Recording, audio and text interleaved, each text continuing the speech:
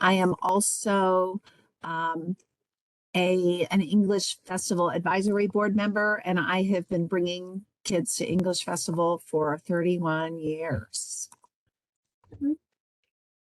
So there. I'm Nikki Ericksen. I'm one of the other co-coordinators for the festival. So before we jump in, I'm actually gonna, okay, so welcome everyone. We're gonna chat a little bit general and specific at the same time, if that's possible, about this year's festival. And we are going into the 45th English Festival, and I think I've got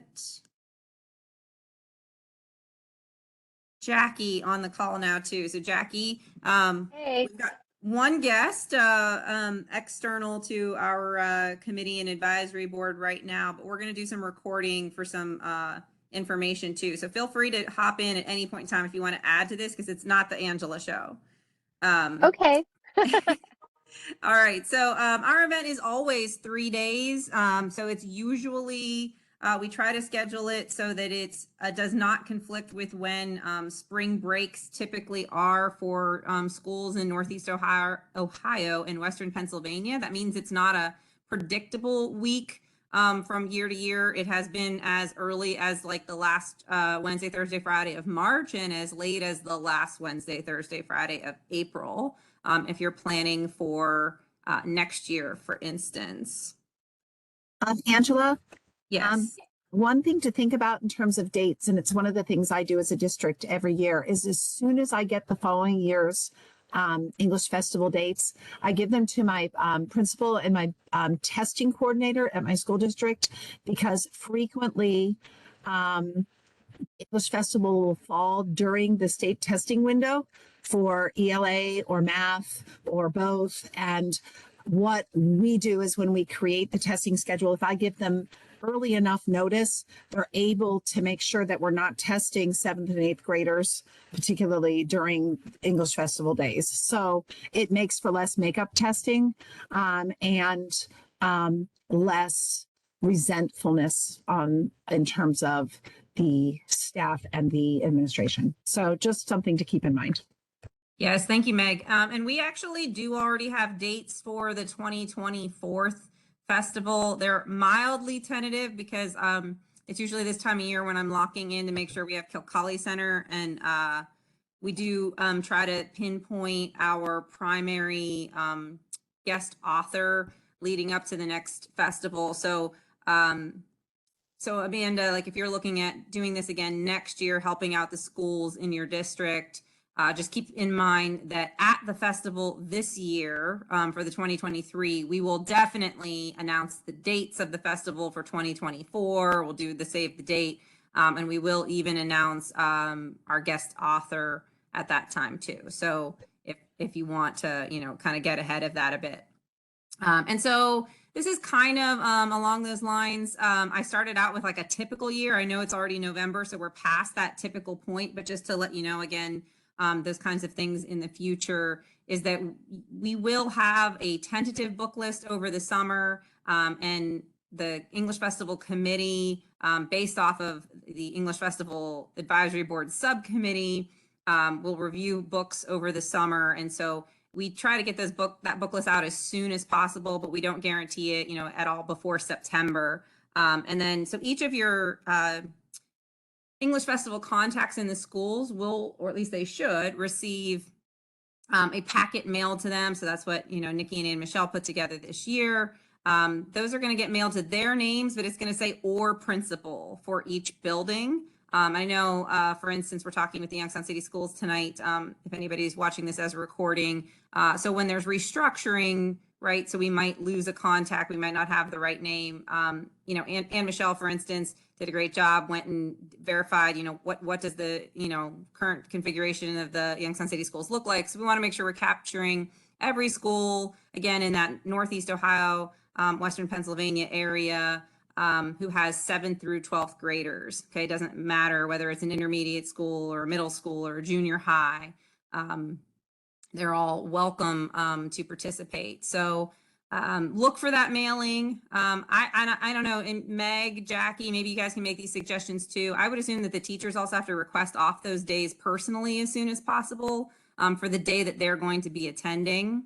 And that, you know, as soon as you can, like it's under here is October, but as soon as you can let your students know about the English Festival, the better, and get it to the, you know, to the parents as much as possible. I think that that's, you know, for instance, one of the things that didn't happen at my son's school, like there's no newsletter, there's no all call. So it's literally just a sign in a hallway. And so if you don't know what it is, you're not gonna, I don't think, write your name on it, right?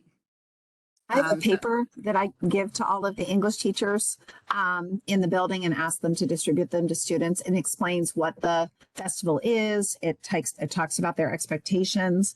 And then it's not a permission slip, but I have a form that they fill out that sort of they make a pledge to finish and read the books, and a schedule to read those books on. And then they turn it in and their parents sign it. And then I do another short little slip that's for their deposit for their registration fee, with an understanding that it's non-refundable on that paper.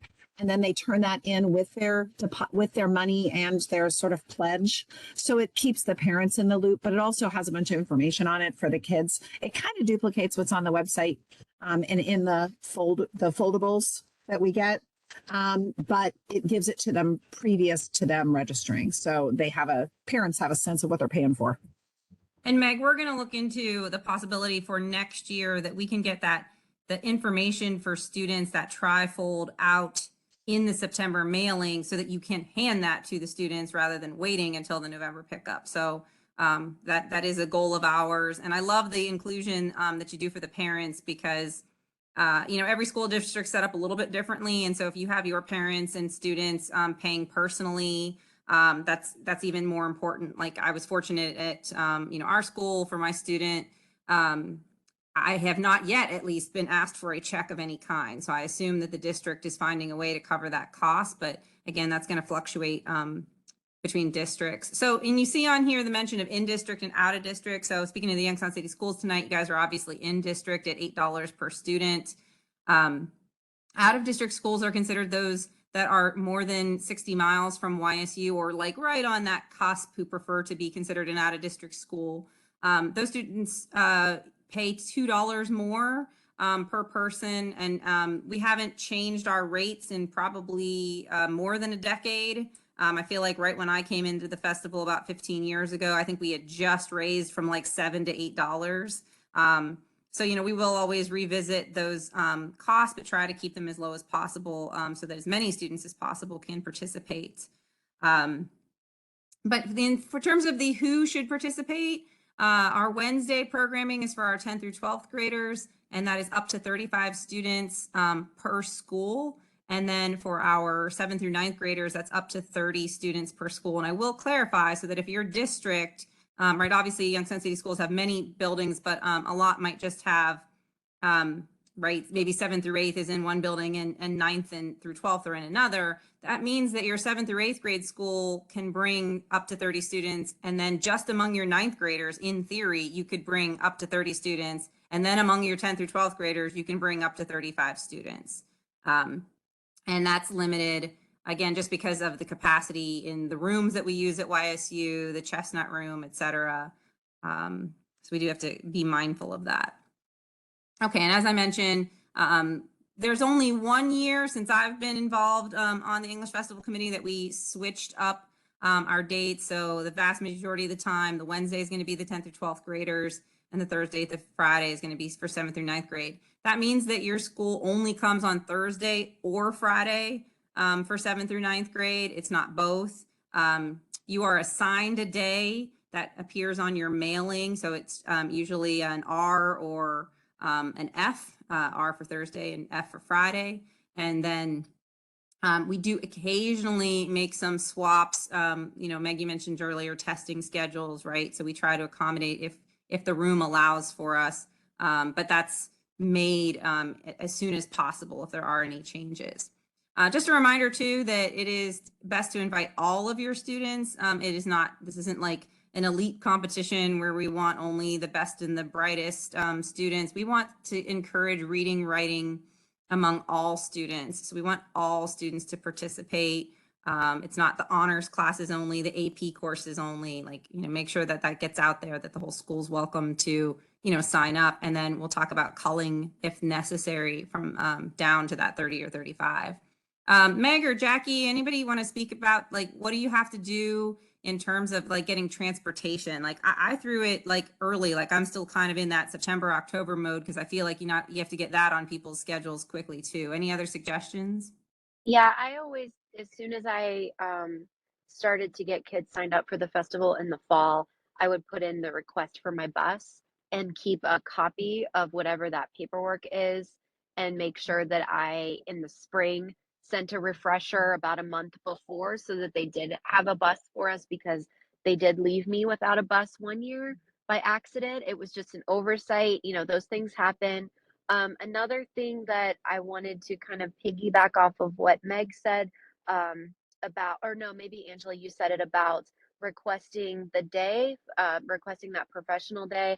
I would always do that right away. And additionally, you will need to bring your monitors and your judges, depending on, and I'm sorry if that was already said before I came in. You'll need, and I'm guessing, Angela, you're going to talk about the number of people. I would make those requests early also, especially now with the limited number of substitutes that districts have, because generally I would need to bring at least one other teacher in the building. I would usually try to find, for my judge and monitor, I would try to be one of those two things. So I would generally judge and find a monitor. So you definitely want to make that request early as well, and explain that that is a requirement. Sometimes that would be questioned, like, well, why do you have to take somebody else if you only have, say, 10 or 15 kids going? So you want to make sure that your district is aware of that requirement from the beginning. Thanks, Jackie, because we did have our East High School was requesting 3 people and they had only 8. So I was questioning that. You're so right. So I'm guessing you guys can talk more about it. Thank you for explaining that, because I was like, No, why absolutely. that many?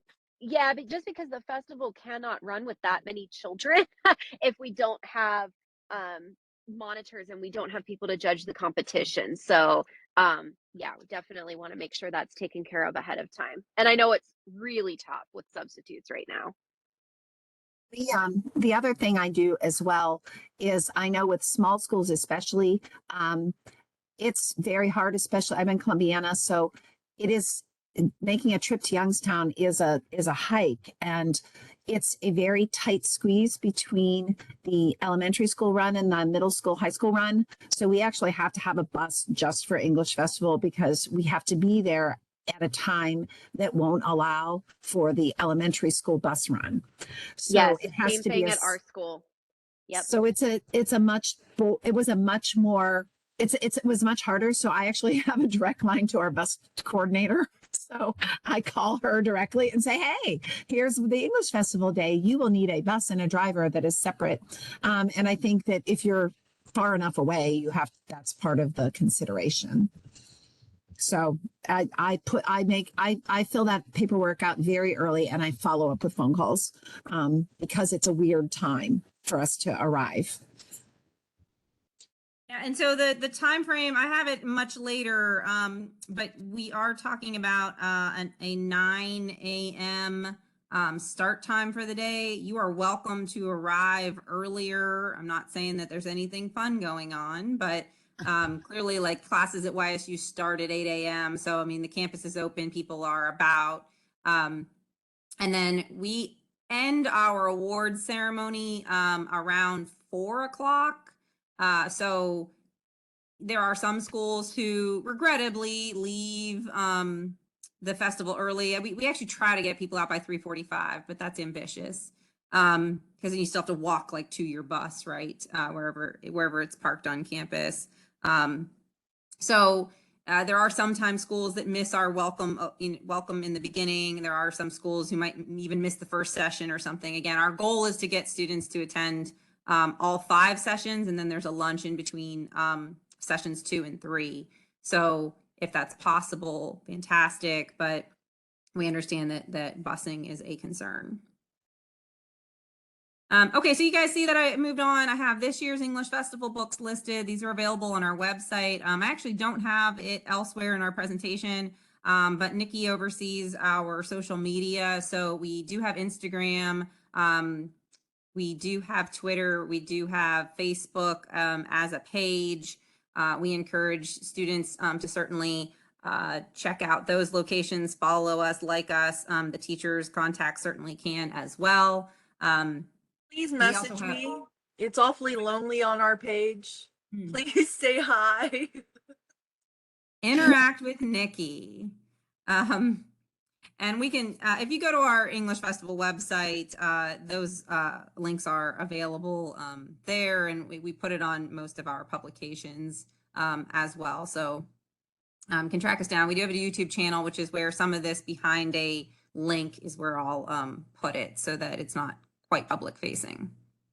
Other things I have on here, just so you know about the books, in case you are also responsible in any capacity for ordering a set of the books for your school. We try to be mindful of the cost and vary how many hardbacks there are, how many graphic novels that might be full color there are on any given list in any year.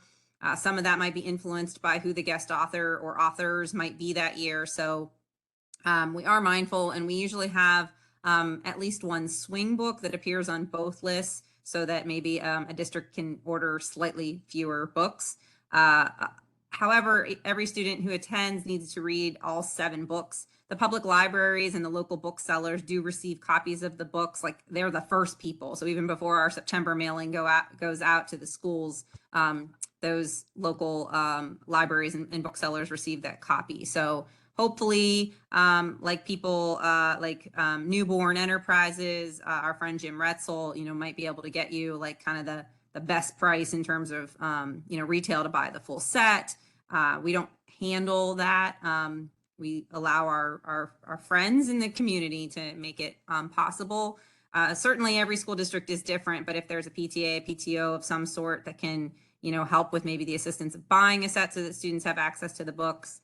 And just a personal plug, like most of the books, usually save graphic novels and such, are also available as audiobooks, as ebooks. We're certainly not saying like it has to be a hard copy book and that's the only way of reading a book in this century. So, however students can get access, we want them reading.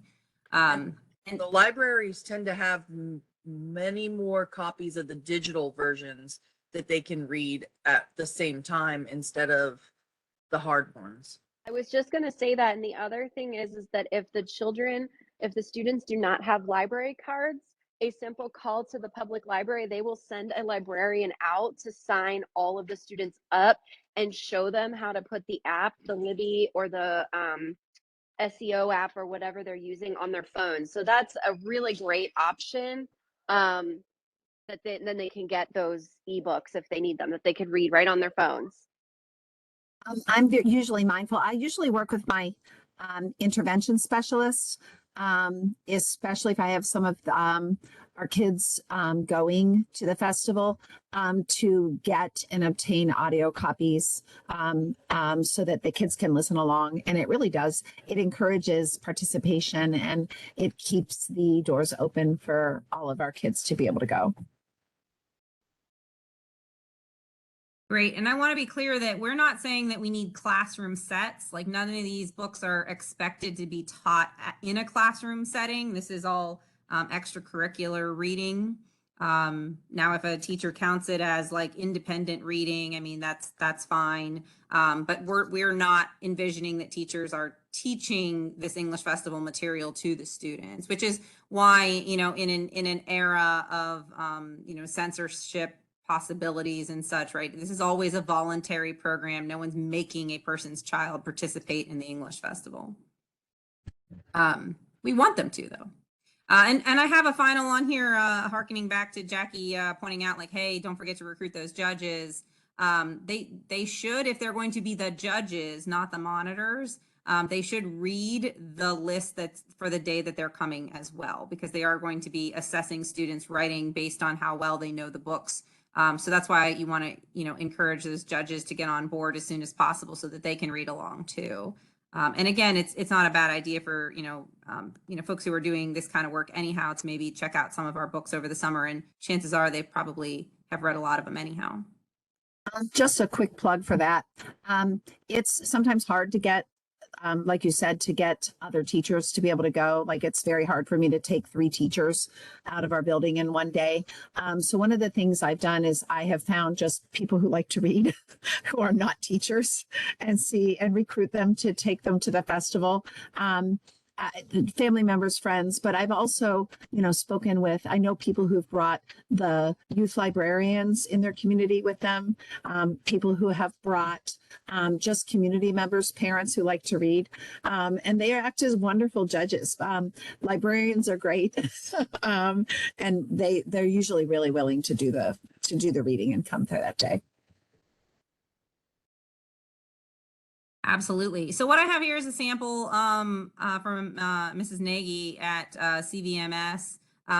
This is the information that she provided to her students about the quizzes. So we do, we're never going to ask for a school to prove to us that their students all read. It's the honor system as far as the English Festival is concerned. I do think students are going to take away more from sessions if they have done all of their reading. Again, there's lots of activities during the festival. It's not just about competition, so they're going to enjoy themselves regardless, I think, of how prepared they are. But certainly, the goal is to get them reading and enjoying reading and reading a variety of books, and perhaps outside their comfort zone even. So this is a sample, not saying this is the way that you have to do it. We are still willing to work with a school who's brand new or, right through our virtual years fell off of coming. We're still interested in getting you to the 2023 festival. So I understand, on this sample here, November 8th has passed. But this particular, teacher says, well, hey, we want to make sure that the students that we're paying for by the registration fee deadline in November are people who are committed. So that take is to actually test a student on one of the books prior to that registration deadline passing. So not a have to, but an option for you. So for instance, my son already took his first quiz this year, but you'll notice that we recommend that they only test on 4 of the books, not all 7. By February, because again, that's going to be, you'll see in a moment, the sort of final deadline for saying whether or not your count has changed. So this particular instructor has chosen a variety of authors to be represented among the books, but we don't dictate which 4 books need to have a quiz or anything like that. We do not provide the quizzes either. I'm sure that right, maybe Meg, Jackie, maybe you guys as teachers, got together with a group of folks and figured out how you wanted to do it. I have on here that it doesn't have to be how well they comprehend or appreciate the book. It just verifies that they have in fact read. So any other suggestions on this part? I always was responsible because nobody in my building, unfortunately, was really interested in the festival other than me. So I was responsible for the quizzes. So one thing that I did was I couldn't possibly have read all of the books when students started taking the quizzes. So I would offer incentive, like, if you write a quiz for me, of course I would check it. But especially when I had high school students, I would offer that for them. Like, hey, if you write this quiz for me, then you can choose to take quizzes on 6 books instead of all 7. Like, I would try to incentivize it just a little bit, because, like, if they were willing to write a quiz, then they were a student. I'm sorry, my son is talking in the background. Then they were a student who was going to read all 7 books. So, it would work out. And generally they were really excited to get to be the ones who wrote the quiz.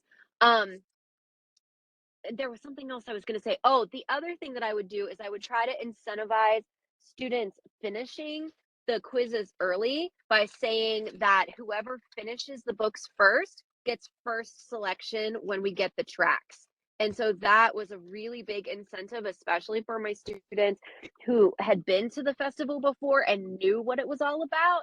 So, you know, if they wanted a journalism track, if we got one, or they wanted impromptu, they would make sure. And then I would just keep track. Whoever got finished first got a little one beside their name. And I would do it in that, I would just keep them in order. And then when it came to selecting tracks, they got to choose in that order. And that really incentivized it for them.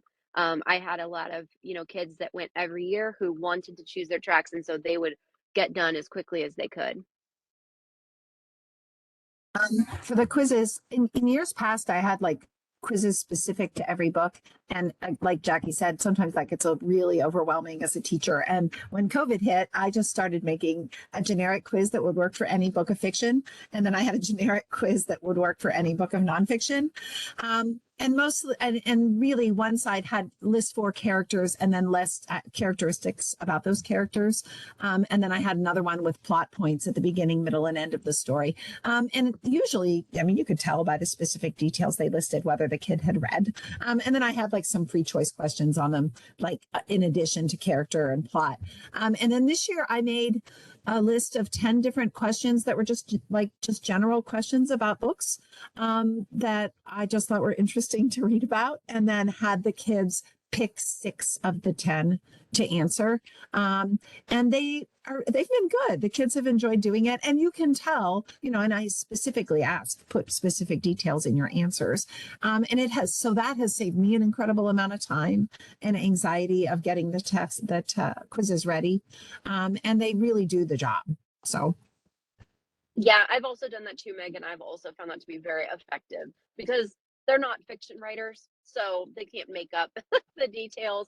And of course, then I've read all the books at some point, so I can go back and check them. So yeah, that's a good strategy too. I agree. Well, and I would think that, especially since we do often have a lot of books that are, award winners. These aren't obscure books; they're well-known books. So I would think that there's Quizlets or Kahoots and other things out there that, you know, we don't say what the quiz has to look like. So whatever material as a professional you can, you know, gather from, you know, online resources, other communities out there, you know, that please use what makes your life easier. And I also don't think that, you know, I would assume that as a teacher, it's up to you. Like if it's like, oh, the student's just obviously not going to do any reading, is flaking on it. But, you know, if they come to you and they say, hey, I got a little behind, I'm going to have Christmas break or, you know, a holiday break, I'm going to get a little caught up. I mean, you can navigate that as you see fit. I think there are a few schools at this point who have, you know, 50 some students who want to come and they don't have enough slots. You know, obviously then it becomes, you know, a bit more competitive to take these quizzes. Okay, so I'm going to continue, but now we're into November. So